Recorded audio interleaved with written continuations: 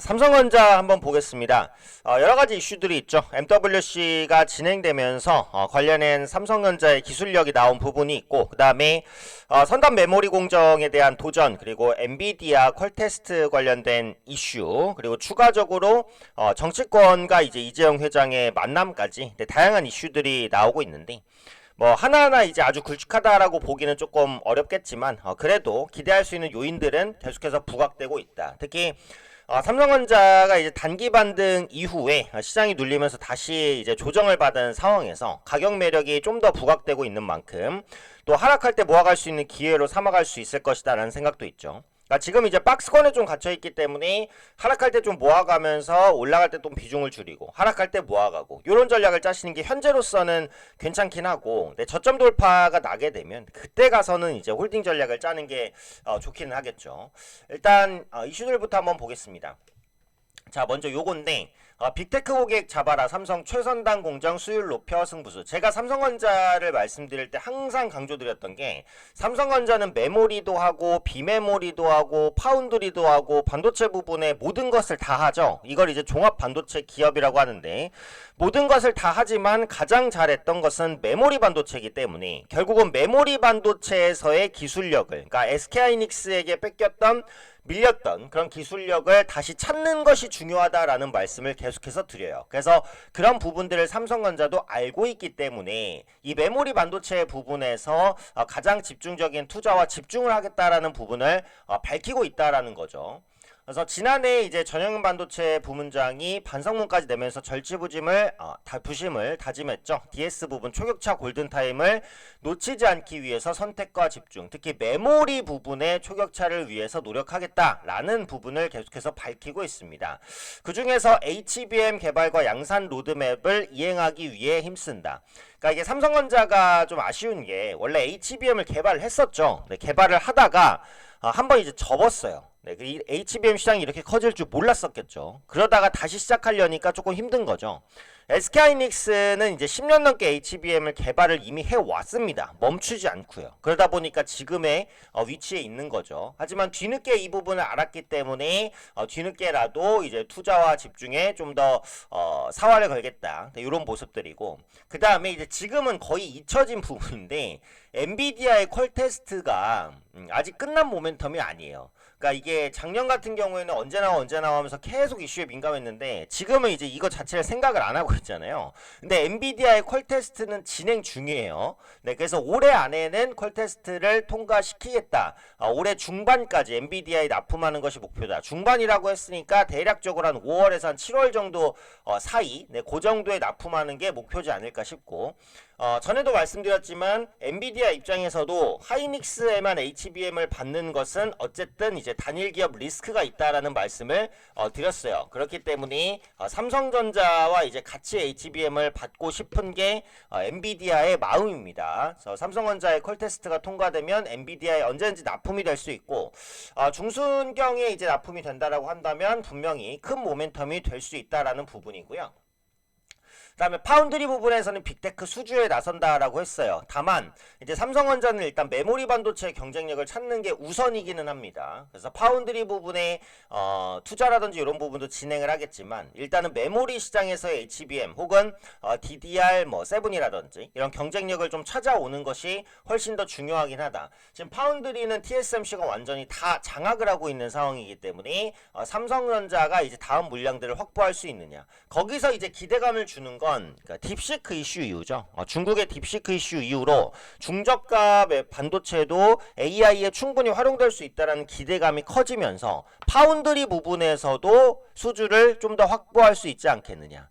그러니까 TSMC가 파운드리 부분에서 인류 기업이고 굉장히 잘하기 때문에 주문이 몰리는 거지만, AI 반도체 파운드리가 꼭 인류 기업, 1등 기업에 맡겨질 필요는 없다라는 인식이 커진다라고 한다면 삼성전자가 파운드리 부분에서 수주를 좀 따낼 수 있는 가능성들도 있다라는 부분이죠. 그래서 그 부분까지 한번 체크를 해보시면 될 것 같고, 그 다음에 이제 진행이 지금 되고 있는 게 MWC입니다. 네, MWC 2025 같은 경우 보시면은 여기 이제 뭐 총성 없는 전쟁이다 이렇게 돼 있죠. 삼성 슬림형 갤럭시 등 라인업 코드, 화웨이, 샤오미, 4세 확장 총력 등등등 이제 나와 있는데, 여기서 이제 삼성전자가 공개한 것 역시 이전 영상에서 많이 올려드렸던 갤럭시 S25 엣지입니다. 이 제품이 역대 갤럭시 S 시리즈 중에 가장 얇은 디자인을 적용해서 사용 편의성을 크게 높였습니다. 사상 최초로 슬림해진 갤럭시를 전방위로 관찰하고 세부 설명을 요청하는 등 높은 관심을 나타냈다라는 거죠.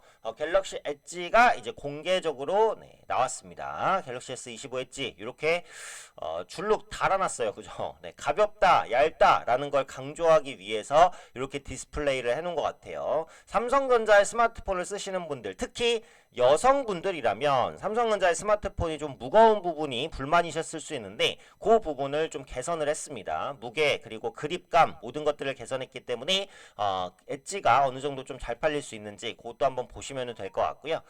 자, 그 다음에 이제 엣지랑 같이 공개된 게 뭡니까? XR 헤드셋인 프로젝트 무한입니다. 이름이 프로젝트 무한이고요. 시제품을 전시를 했어요.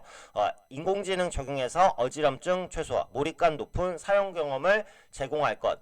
사실 그동안 이제 XR 헤드셋에 대한 성공 의문이 많았는데 챗 GPT가 등장하면서 AI를 통해서 훨씬 더 다양한 것들을 할 수 있겠다라는 기대감이 커졌죠. 그리고 3D 영상에 대한 기술력, 그리고 3D 영상을 고글로 봤을 때 쏠리는 그 어지럼증을 개선한 기술들이 많이 나왔습니다. 그래서 이번 이제 XR 헤드셋이 나온 시기도 나쁘지는 않다라고 보여져요. 그래서 보시면 XR 헤드셋 프로젝트 무한 전시한 삼성전자입니다. 연내 출시할 안드로이드 기반 최초의 XR 헤드셋 이렇게 보시면 돼요. 네, 여기 있습니다. 디자인은 이렇게 나왔고요.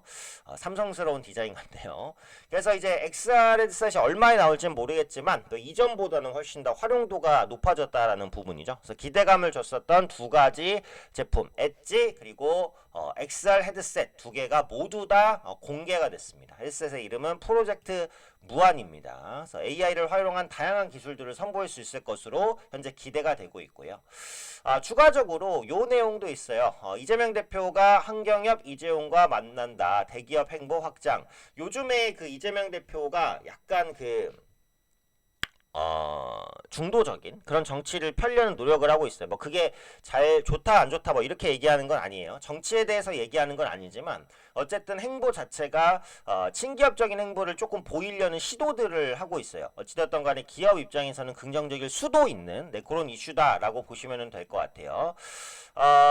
이제 상법 개정이라든지 이제 관련된 개정안들 꾸준히 이제 추진이 될 것으로 보여지고 있고, 뭐 상속세 부담 완화라든지 이런 부분들도 계속해서 이제 논의가 진행 중이고 어느 정도의 이제 결실이 나오고 있는 그런 부분입니다. 그래서 지금 그 기업 관련된 정책들이 별로 없잖아요. 윤석열 대통령이 탄핵 절차에 들어가면서 사실상 신사업 관련된 지원이 좀 많이 밀렸고 그런 것들이 한국이 이제 글로벌 시장에서 경쟁력을 조금 밀릴 수 있는 그런 우려 요인이었는데 이재명 대표가 이제 기업 관계자 대기업들의 뭐 회장이라든지 이런 만남을 가지면서 뭐 반도체 특별법 관련된 얘기도 아마 나올 것으로 보여지고 있어요. 반도체 특별법은 반도체 분야에서는 52시간 근로를 예외한다라는 겁니다. 반도체는 이제 1분 1초가 중요한 사업이잖아요. 조금만 기술력이 밀리면 모든 시장을 다 빼앗기게 됩니다. 승자 독식 체제이기 때문에 노력과 기술 발전 투자를 게을리할 수가 없어요. 그래서 반도체에서는 조금 더 빡시게 일을 할 수 있게 해달라. 요겁니다. 그래서 요게 이제 빨리 통과되는 게 삼성전자든 SK하이닉스 입장에서도 긍정적인 이슈가 될 건데 이 반도체 특별법에 대한 이야기도 나올 것으로 좀 보여지고 있어요. 그래서 이재명 대표와 이제 한경협, 이재용 회장의 만남이 어떤 결과를 내는지 그 부분을 확인하시는 것도 좀 중요한 포인트지 않을까. 기대할 요인들이 조금씩은 있다. 이렇게 이제 보시면 되겠고요.